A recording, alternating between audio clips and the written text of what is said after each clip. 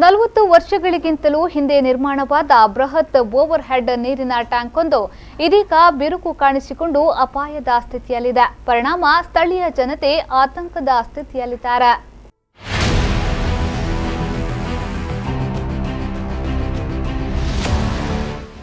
ಪುತ್ತೂರು ಉಪ್ಪಿನಂಗಡಿ ರಸ್ತೆಯ ಕೃಷ್ಣನಗರ ಎಂಬಲ್ಲಿ ಮುಖ್ಯ ರಸ್ತೆಯಿಂದ 25 ಕಿಲೋಮೀಟರ್ ಒಳ ರಸ್ತೆಯಲ್ಲಿ ಈ ಟ್ಯಾಂಕ್ ನಿರ್ಮಾಣಗೊಂಡಿದ್ದು, ಈ ಟ್ಯಾಂಕ್ನ ಸನಿಹದಲ್ಲಿ ಅಂಗನವಾಡಿ ಪ್ರಾಥಮಿಕ ಶಾಲೆ ಸಹಿತ ಮನೆಗಳಿದ್ದು, ಅಂಗನವಾಡಿ ಪುಟಾಣಿಗಳು, ಸ್ಥಳೀಯ ಮನೆಯವರು, ಸಾರ್ವಜನಿಕರು ಆತಂಕದಲ್ಲಿ ದಿನ ಕಳೆಯುವಂತಾಗಿದೆ.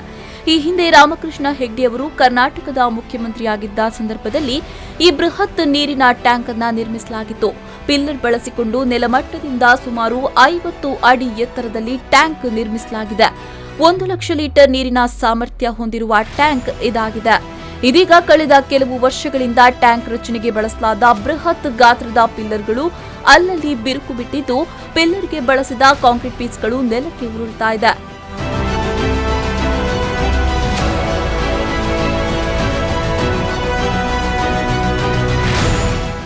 ಕಬ್ಬಿಣದ ಸಲಾಕೆಗಳು ತುಕ್ಕು ಹಿಡಿಯಲಾರಂಭಿಸಿದೆ. ಟ್ಯಾಂಕಿನ ಭಾಗದಲ್ಲಿ 3 ಅಡಿಯಷ್ಟು ವಾಲಿದೆ. ಪರಿಣಾಮ ಮುಂದಿನ ಮಳೆಗಾಲದಲ್ಲಂತೂ ಇದರ ಪಿಲ್ಲರ್ಗಳಿಗೆ ಬಳಸಿದ ಸಿಮೆಂಟ್ಗಳು ಸಂಪೂರ್ಣ ಉದುರಿ ಬೀಳುವ ಸ್ಥಿತಿ ತಲುಪಬಹುದು ಎಂದು ಸ್ಥಳೀಯರು ತಿಳಿಸಿದ್ದಾರೆ. ಆದರೂ ಪ್ರಸ್ತುತ ಈ ಟ್ಯಾಂಕ್ ತುಂಬಾ ನೀರು ತುಂಬಿಸಿ ಸ್ಥಳೀಯ ಜನತೆಗೆ ಉಪಯೋಗಕ್ಕೆ ಬಳಸಲಾಗ್ತಾ ಇದೆ. ಸ್ಥಳೀಯ ಶಾಲೆ, ಅಂಗನವಾಡಿ ಸಹಿತ ಮನೆಗಳಿಗೆ ಎಷ್ಟು ಅನುಕೂಲವೋ ಅಷ್ಟೇ ಅಪಾಯಕಾರಿಯೂ ಆಗಿದೆ. ಒಂದೊಮ್ಮೆ ಈ ಟ್ಯಾಂಕ್ನ ಬಳಕೆಯನ್ನು ಸ್ಥಗಿತಗೊಳಿಸಿ ಅಲ್ಲಿಂದ ತೆರವು ಮಾಡಿದ್ರೆ ನೀರಿಗೆ ತೊಂದರೆ ಪಡುವ ಸ್ಥಿತಿ ಉಂಟಾಗಲಿದೆ ಎಂಬ ಆತಂಕ ಮತ್ತೊಂದೆಡೆ ಸ್ಥಳೀಯರಲ್ಲಿ ಉಂಟಾಗಿದೆ.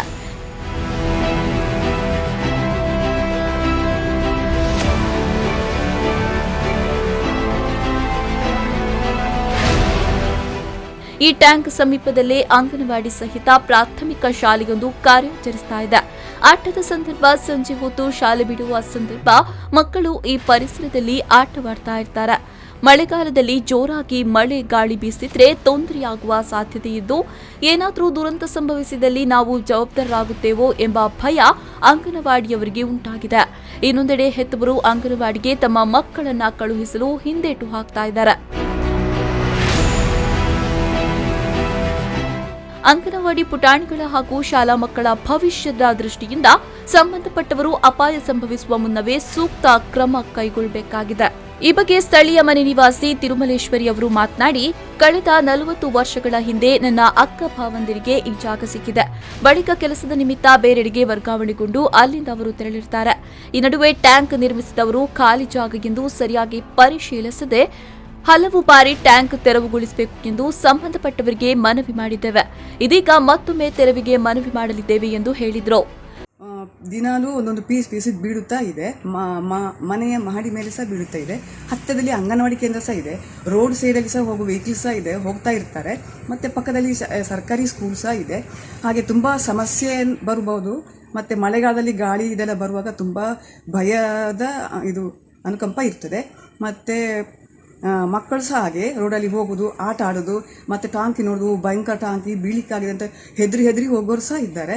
ಮತ್ತು ನಾವು ಇದರ ಬಗ್ಗೆ ಪುರಸಭೆಗೆ ನಗರಸಭೆಗೆ ಮಾಹಿತಿಯನ್ನು ಕೊಟ್ಟಿದ್ದೇವೆ. ಆದರೆ ನೋಡುವ ಅದು ನೀರು ಯಾವಾಗ ಬಂದು ಮಾಡ್ತಾರೆ ಅದು ನಮಗೀಗ ಬೇಕಾಗ್ತದೆ. ನೀರು ಯಾವಾಗ ಬಂದು ಮಾಡ್ತಾರೆ ಅದನಂತರ ನೋಡುವ ಅಂತ ಅವರು ಹೇಳಿದ್ದಾರೆ.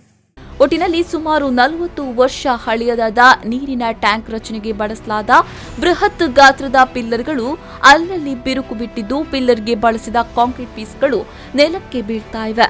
ಇನ್ನಾದರೂ ಸಂಬಂಧಪಟ್ಟವರು ಈ ಟ್ಯಾಂಕ್ ಬೀಳುವ ಮುಂಚಿತವಾಗಿ ಟ್ಯಾಂಕ್ ತೆರವುಗೊಳಿಸಿ ಸ್ಥಳೀಯರ ಆತಂಕವನ್ನ ದೂರ ಮಾಡಬೇಕಾಗಿದೆ.